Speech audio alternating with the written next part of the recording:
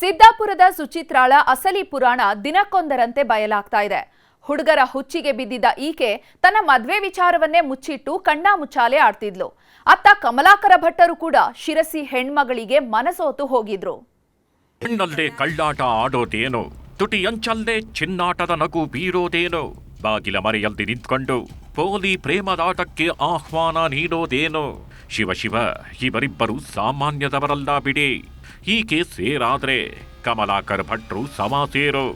ಇವಳು ಪೋಲಿ ಪರಿಮಳವಾದ್ರೆ ಇವನು ಕಳ್ಳ ಕಮಲಾಕರ. ಇವರ ಹಿನ್ನೆಲೆ ಕೆದಕ್ತಾ ಹೋದಷ್ಟು ಕಾಮ ಪುರಾಣವೇ ಬಿಚ್ಕೊಳ್ತಿದೆ. ಹೋದಲ್ಲೆಲ್ಲ ಬ್ರಾಂಚ್ ಆಫೀಸ್ ಇಟ್ಕೊಂಡಿದ್ದ ಐನಾತಿಗಳು ಪ್ರೇಮದ ಕಾಮವನ್ನೇ ಕುಲಕಸುಬು ಮಾಡಿಕೊಂಡಿದ್ರು. ಈತ ಆಂಟಿಯರ ಪಾಲಿನ ಮದನ ಕಾಮರಾಜ, ಇವಳು ಪಡ್ಡೆ ಹುಡುಗರ ಪಾಲಿನ ಪರಮ ಪಾವನೆ. ಕಾಸಿನ ಆಸೆಗೆ ಬಿದ್ದವಳು ತನ್ನ ಹೆಸರನ್ನೇ ಬದಲಿಸಿಕೊಂಡಿದ್ಲು. ಸ್ವಂತ ಮಕ್ಕಳನ್ನೇ ಅಕ್ಕನ ಮಕ್ಕಳು ಅಂತ ಕಥೆ ಕಟ್ಟಿದ್ಲು.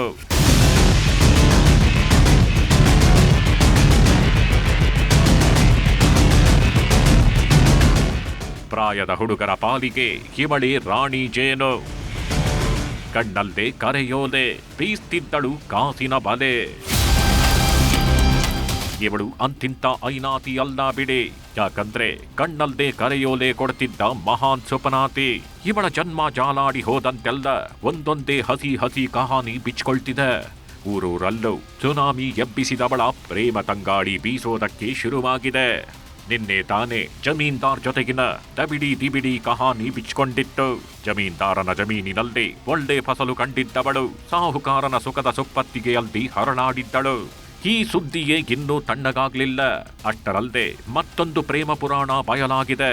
ಸುರೇಖ ಆಗಿದ್ದವಳು ಸುಚಿತ್ರ ಆಗಿ ಬದಲಾಗಿದ್ದರ ಹಿಂದಿನ ಕಾಮ ಕಹಾನಿ ಜಗಜ್ಜಾಹೀರಾಗಿದೆ. ಗಂಡ ಮಕ್ಕಳನ್ನ ಮರೆತು ನಿಂತವಳು ಪ್ರೇಮದ ಪಲ್ಲಕ್ಕಿಗೇರೋದಕ್ಕೆ ಹಾತೊರೀತಿದ್ಲು. ಮೈಕೈ ತುಂಬಿಕೊಂಡ ಪ್ರಾಯದ ಹುಡುಗರು ಕಂಡ್ರಂತೂ ಮುಗಿದೇ ಹೋಯ್ತು. ಕಣ್ಣಲ್ಲೇ ಗಿರಿಕಿ ಹೊಡೆಸ್ತಿದ್ಲು. ಸೋಷಿಯಲ್ ಮೀಡಿಯಾವನ್ನೇ ಅಡ್ಡೆ ಮಾಡ್ಕೊಂಡಿದ್ದವಳು ಹೈಫೈ ಆಗಿದ್ದ ಹುಡುಗರನ್ನೇ ಹುಡುಕಿ ಗಾಳ ಹಾಕ್ತಿದ್ಲಂತೆ. ಮೊದಲಿಗೆಲ್ಲ ಅಂದ ಚಂದವಾಗಿರೋ ಹುಡುಗರಿಗೆ ಇವಳೇ ಕಮೆಂಟ್ ಮಾಡ್ತಿದ್ಲಂತೆ. ಅಲ್ಲಿಂದ ಶುರುವಾಗ್ತಿದ್ದ ಪೋಲಿ ಸಂದೇಶ ಮಂಚದವರೆಗೂ ತಂದು ನಿಲ್ಲಿಸ್ತಾಗಿತ್ತು. 2-3 ತಿಂಗಳು ಮೆಸೇಜ್ ಮಾಡ್ತಿದ್ದವಳು ಅವರ ಹಿನ್ನೆಲೆಯನ್ನೆಲ್ಲ ತಿಳ್ಕೊಳ್ತಿದ್ಲು. ಒಳ್ಳೆ ಕಾಸಿರೋ ಪಾರ್ಟಿ ಅಂತ ಗೊತ್ತಾದ್ರೆ ಮೀಟ್ ಮಾಡೋಣ ಇಲ್ವಾ ಡೇಟ್ ಮಾಡೋಣ ಅಂತ ಆಹ್ವಾನ ಕೊಡ್ತಿದ್ಲು. ಪ್ರೀತಿ ಹೆಸರಲ್ಲಿ ಕಾಮದ ನಶೆ ಏರಿಸ್ತಿದ್ದವಳು ಕೈಗೆ ಸಿಕ್ಕಷ್ಟು ಕಾಸು ಬಾಚ್ಕೊಳ್ತಿದ್ಲು.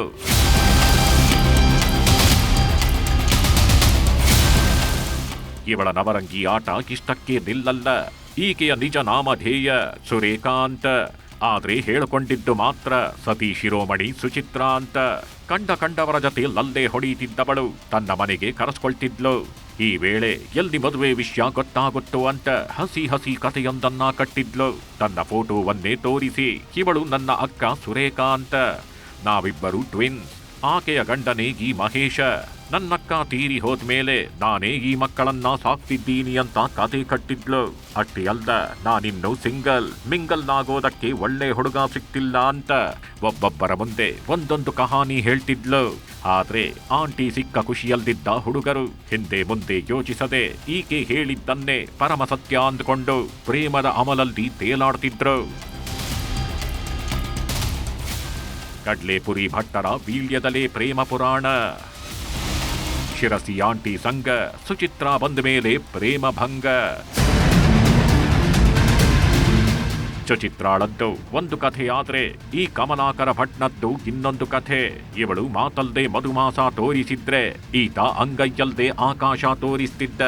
ಕಮಲಾಕರ ಭಟ್ ಕೂಡ ಸಾಮಾನ್ಯದವನಲ್ಲ. ಇವರದ್ದು ಒಂದು ದೊಡ್ಡ ಪ್ರೇಮ ಪುರಾಣವೇಗಿದೆ. ಶಿರಸಿಯ ಮಹಿಳೆಯೊಬ್ಬರ ಜೊತೆ ಪ್ರೇಮ ಸಂಬಂಧದಲ್ಲಿದ್ದವರು 9 ವರ್ಷಗಳ ಕಾಲ ಪ್ರಪಂಚವನ್ನೇ ಮರೆತಿದ್ರು. ಆದ್ರೆ ಯಾವಾಗ ಸುಚಿತ್ರ ಎಂಟ್ರಿ ಕೊಟ್ಲು ಶಿರಸಿ ಆಂಟಿಯ ಸಂಘ ಸಾಕಾಗೋಗಿತ್ತು.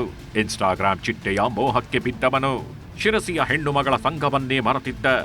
ಆದ್ರೂ ಕೂಡ ಶಿರಸಿಯ ಆ ಹೆಣ್ಣು ಮಗಳು ಆಗಾಗ ಫೋನ್ ಮಾಡ್ತಿದ್ಲಂತೆ. ಇದು ಸುಚಿತ್ರಾಗೆ ಗೊತ್ತಾಗಿ ದೊಡ್ಡ ಹೈಡ್ರಾಮಾ ಮಾಡಿದ್ಲು. ಆಗ್ಲೇ ನೋಡಿ ಈ ಅಣಿ ಮುತ್ತಿನಂತಹ ಮಾತುಗಳು ಹೊರಬಿದ್ದಿರೋದು. ಪರಮ ಪಾವನೆ ಸುಚಿತ್ರಾಳನ್ನ ಹಾಡಿ ಹೊಗಳಿರೋದು.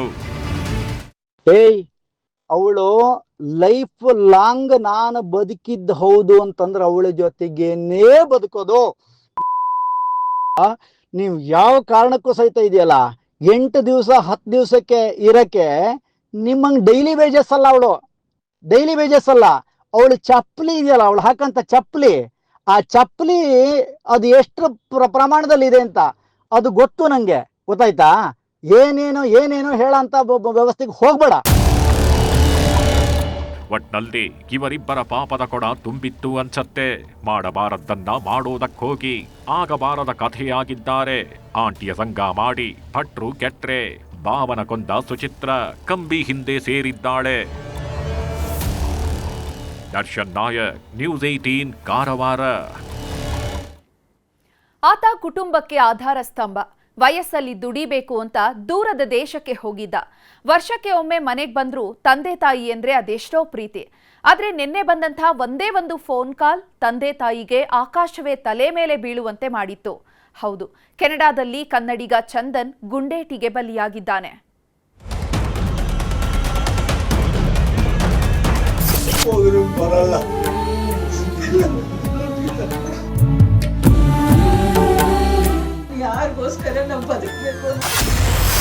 ಕೆನಡಾದಲ್ಲಿ ಗುಂಡಿಟ್ಟು ಕನ್ನಡಿಗನ ಕಗ್ಗೊಲೆ, ಮಗನ ಸಾವು, ಮುಗಿಲು ಮುಟ್ಟಿದ ಹೆತ್ತವರ ಆಕ್ರಂದನ. ಇದ್ದಿದ್ದು ಒಬ್ಬನೇ ಒಬ್ಬ ಮಗ, ಸಿಕ್ಕಾಪಟ್ಟೆ ಟ್ಯಾಲೆಂಟೆಡ್.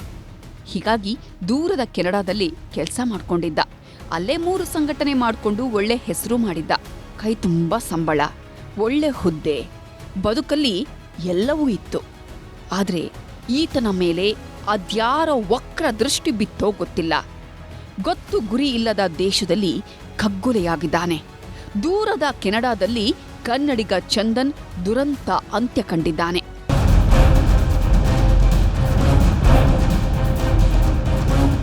ವಾರದ ಹಿಂದಷ್ಟೇ ವಿಡಿಯೋ ಕಾಲ್ ಮಾಡಿದ್ದ ಚಂದನ್ ಹೆತ್ತವರ ಜೊತೆ ಖುಷಿಯಾಗಿ ಮಾತನಾಡಿದ್ದ. ಅದೇನೇ ಕೊನೆ ಕರೆ. ಮತ್ತೆ ಅಮ್ಮ ಅಂತ ಕರೀಲಿಲ್ಲ, ಅಪ್ಪನ ಮುಖ ನೋಡ್ಲಿಲ್ಲ.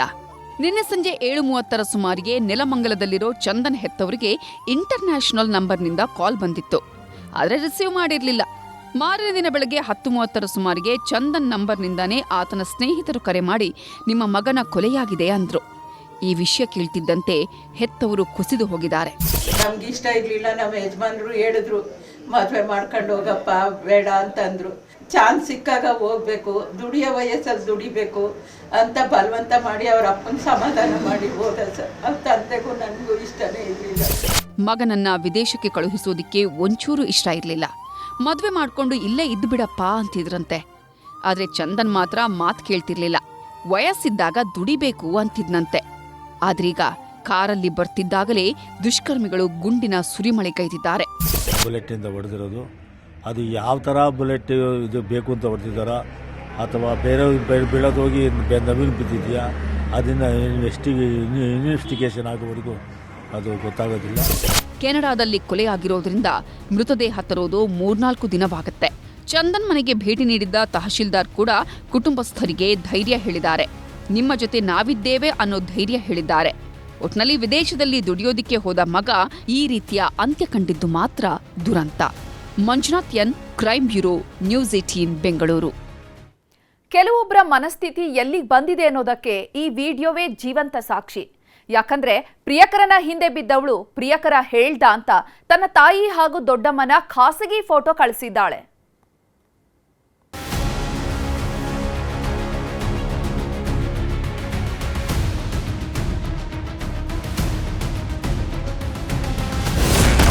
ಮಲಗಿದ್ದಾಗ ತಾಯಿ ಅಂಗಾಂಗ ಸೆರೆ ಹಿಡಿದ ಮಗಳು, ಸ್ನಾನ ಮಾಡ್ತಿದ್ದ ದೊಡ್ಡಮ್ಮಳ ಖಾಸಗಿ ಫೋಟೋ ಸೆರೆ.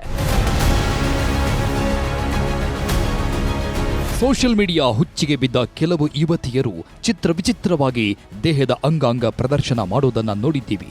ಆದರೆ ಇಲ್ಲೊಬ್ಬಳು ಯುವತಿ ತನ್ನ ತಾಯಿ ಹಾಗೂ ದೊಡ್ಡಮ್ಮನ ಬೆತ್ತಲೆ ಫೋಟೋಗಳನ್ನ ತನ್ನ ಪ್ರಿಯಕರನಿಗೆ ಕಳುಹಿಸಿ ವಿಕೃತಿ ಮೆರೆದಿದ್ದಾಳೆ.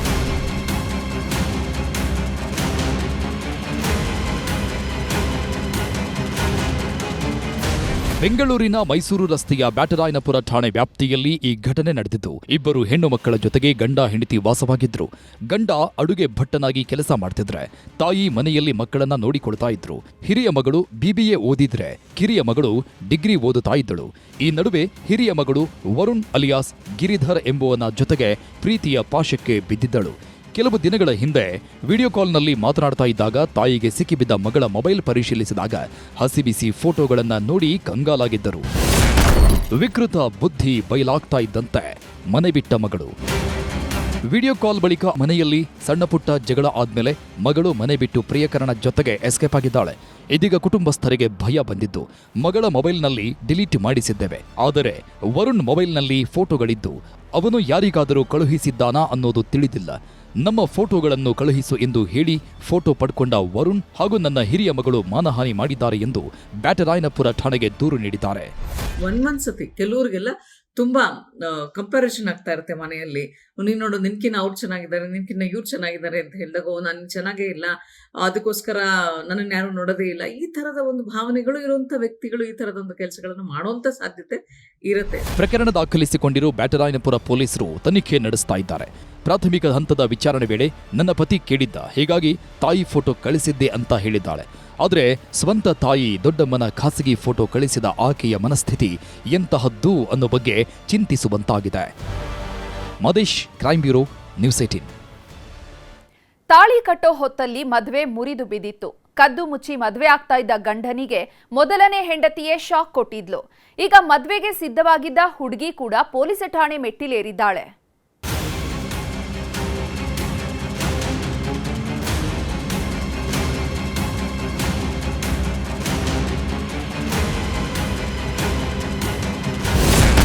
ಎರಡನೇ ಮದುವೆ ಪುರಾಣ ಬಿಚ್ಕೊಳ್ತು ಮತ್ತೊಂದು ರಾಮಾಯಣ. PE ಟೀಚರ್ ಪೋಲಿಯಾಟ, ಹೆಣ್ಮಗಳಿಗೆ ಪ್ರಾಣ ಸಂಕಟ. PE ಟೀಚರ್ ಪೋಲಿಯಾಟಕ್ಕೆ ಇಬ್ಬರು ಹೆಣ್ಮಕ್ಕಳ ಬದುಕು ಬೀದಿಗೆ ಬಿದ್ದಿದೆ. ಪ್ರೀತಿಸಿ ಮದುವೆಯಾಗಿದ್ದ ಮೊದಲ ಹೆಂಡತಿ ಕಣ್ಣೀರಿಡ್ತಿದ್ರೆ ಹಸೆಮಣೆಯಿಂದ ಹೊರಬಂದವಳು ಪೊಲೀಸ್ ಠಾಣೆ ಮೆಟ್ಟಿಲೇರಿದ್ದಾಳೆ. ಮೊದಲ ಮದುವೆ ವಿಷಯವನ್ನೇ ಮುಚ್ಚಿಟ್ಟವ ನನ್ನ ಬದುಕನ್ನೇ ಹಾಳು ಮಾಡಿದ್ದಾನೆ ಅಂತ ಕಣ್ಣೀರಿಡುತ್ತಿದ್ದಾಳೆ. ಕಾಸು ಹೋಯ್ತು, ಖಾಸಗಿ ಫೋಟೋವೂ ಹೋಯ್ತು ಅಂತ ಪೊಲೀಸರ ಮುಂದೆ ಅಳಲು ತೋಡ್ಕೊಳ್ತಿದ್ದಾಳೆ. ಆದ್ರೆ PE ಟೀಚರ್ ಮಾತ್ರ ನಾನಂಥವನಲ್ಲ ಅಂತ ಹೇಳಿದ್ದೇ ಕಥೆ ಹೇಳುತ್ತಿದ್ದಾನೆ. ತುಮಕೂರು ಜಿಲ್ಲೆಯ ಕುಣಿಗಲ್ ತಾಲೂಕಿನ ಎಡೆಯೂರಿನ ಕಲ್ಯಾಣ ಮಂಟಪದಲ್ಲಿ ನಿನ್ನೆ ದೊಡ್ಡ ಹಂಗಾಮವೇ ಸೃಷ್ಟಿಯಾಗಿತ್ತು. ಇನ್ನೇನು ತಾಳಿ ಕಟ್ಟಬೇಕು ಅನ್ನೋ ಹೊತ್ತಲ್ಲಿ ಇಡೀ ಮದುವೆ ಮನೆಯೇ ರಣಾಂಗಣವಾಗಿತ್ತು. ಹುಡುಗಿಯ ಕೈ ಹಿಡ್ಕೊಂಡು ಸುತ್ತು ಹಾಕ್ತಿದ್ದ ಮದುಮಗನ ಅಸಲಿ ಪುರಾಣ ಬಿಚ್ಕೊಳ್ತಿದ್ದಂತೆ ಇಡೀ ಮದುವೆ ಮನೆಯವರೇ ಬೆಕ್ಕಸ ಬೆರಗಾಗಿ ಹೋಗಿದ್ರು. ಈತನಿಗೆ ಮೊದಲೇ ಮದುವೆಯಾಗಿದೆಯಾ, ಪ್ರೀತಿಸಿ ಮದುವೆಯಾದ ಹುಡುಗಿಯನ್ನೇ ಬಿಟ್ಟು ಇನ್ನೊಂದು ಮದುವೆ ಆಗ್ತಿದ್ದಾನ ಅಂತ ಗುಸುಗುಸು ಮಾತಾಡುವುದಕ್ಕೆ ಶುರು ಮಾಡಿದ್ರು. ಯಾಕಂದ್ರೆ ಗಂಡ ಅನ್ನಿಸ್ಕೊಂಡವ ಕದ್ದು ಮುಚ್ಚಿ ಎರಡನೇ ಮದುವೆ ಆಗ್ತಿದ್ದಾನೆ ಅನ್ನೋದು ಗೊತ್ತಾಗ್ತಿದ್ದಂತೆ ಪತ್ನಿಯೇ ರಣಚಂಡಿಯಾಗಿದ್ಲು. ಈ ಹೈಡ್ರಾಮಾ ಮುಗೀತಿದ್ದಂತೆ ಮತ್ತೊಂದು ಪುರಾಣ ಬಿಚ್ಕೊಂಡಿದೆ. ಮದುವೆಗೆ ಸಿದ್ಧವಾಗಿದ್ದ ಯುವತಿ ಈಗ ಅಮೃತೂರು ಪೊಲೀಸ್ ಠಾಣೆಗೆ ದೂರು ನೀಡಿದ್ದಾಳೆ. ಮೊದಲ ಮದುವೆ ವಿಷಯ ಮುಚ್ಚಿಟ್ಟು ನನ್ನನ್ನ ಮದುವೆ ಆಗ್ತೀನಿ ಅಂತ ನಂಬಿಸಿದ್ದ. ಮದುವೆ ಹೆಸರಲ್ಲಿ ಲಕ್ಷಾಂತರ ರೂಪಾಯಿ ಹಣದ ಜೊತೆಗೆ ಚಿನ್ನಾಭರಣವನ್ನೂ ಪಡೆದಿದ್ದಾನೆ. ಇಷ್ಟೇ ಅಲ್ಲ, ನನ್ನ ಖಾಸಗಿ ಫೋಟೋ ಇಟ್ಕೊಂಡು ಬ್ಲ್ಯಾಕ್ ಮೇಲ್ ಮಾಡುತ್ತಿದ್ದಾನೆ ಅಂತ ದೂರು ನೀಡಿದ್ದಾಳೆ.